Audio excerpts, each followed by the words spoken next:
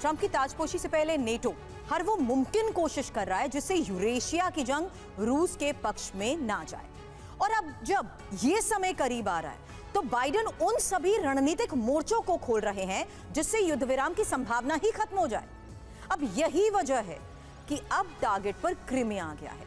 लेकिन ये इतना आसान टारगेट भी नहीं होगा, क्योंकि जैसे ही क्रीमिया साजिश की भनक पुतिन को लगी, वैसे ही उन्होंने यूरोप के खिलाफ मोर्चा खोलने के संकेत भी दे दिए।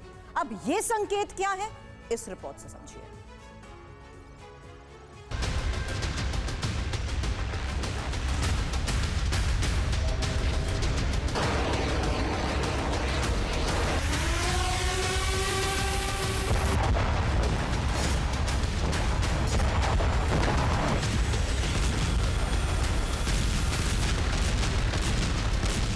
रूस के अत्याधुनिक सुरक्षा कवच S-500 के इस काफिले का मोर्चे पर कूच करना एक ऐसा संकेत है जो यूक्रेन रूस की जंग के विस्तार की पुष्टि कर रहा है।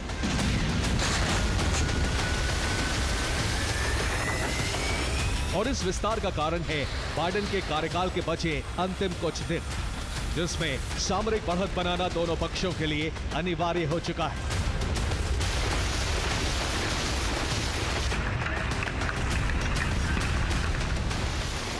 लेकिन सवाल रूस के अत्याधुनिक सुरक्षा कवच की तैनाती का है। इसकी जरूरत क्यों है?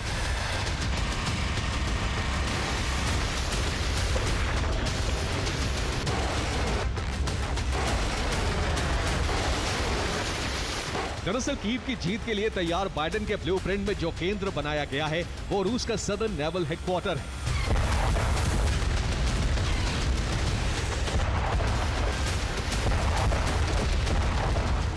कीव के जासूसों ने इस जगह का पता भी लगा लिया है।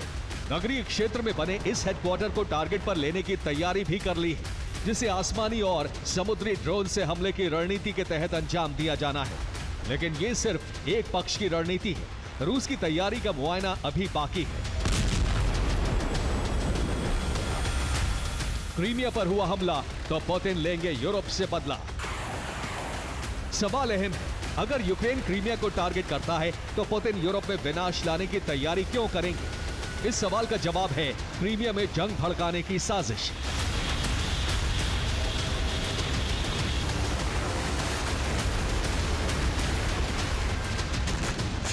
वो साजिश जिसकी पृष्ठभूमि में यूक्रेन के खिलाफ जारी रूसी अभियान में विराम कभी नहीं लग पाएगा। इसलिए रूस ने बाइडेन की रणनीति को नाकाम करने के लिए अपनी तैयारी शुरू कर दी है।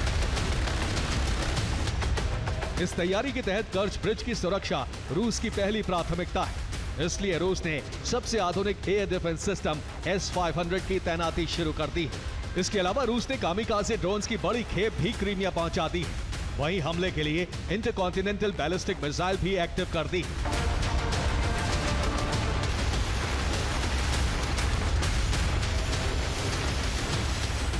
वहीं दावा यह भी है कि क्रीमिया में रूस ने अपने हाइपरसोनिक मिसाइल के 3 प्लेटफॉर्म एक्टिवेट कर दिए हैं, ताकि हमला होने की दशा में तुरंत कार्रवाई की जा सके। और इस कार्रवाई में टारगेट सिर्फ कीव ना हो, बल्कि यूरोप के वो देश भी हो जो इस समय यूक्रेन को क्रीमिया पर हमला करने में मदद कर रहे हैं। और इनमें पहला नाम है ब्रिटेन।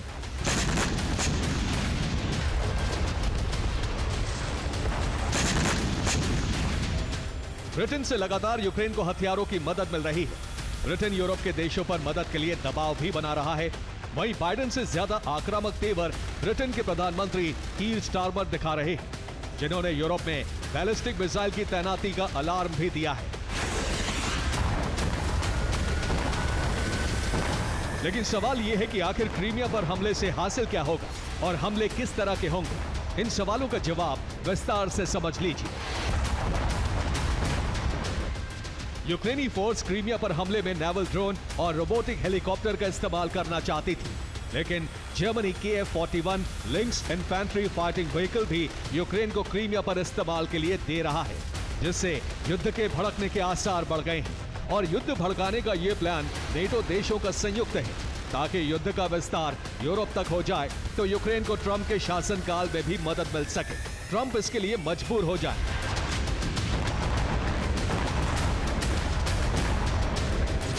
लेकिन पुतिन ने इसका तोड़ सोच लिया है। ये तोड़ है हाइब्रिड हमले जो ब्रिटेन में शुरू हो चुके हैं।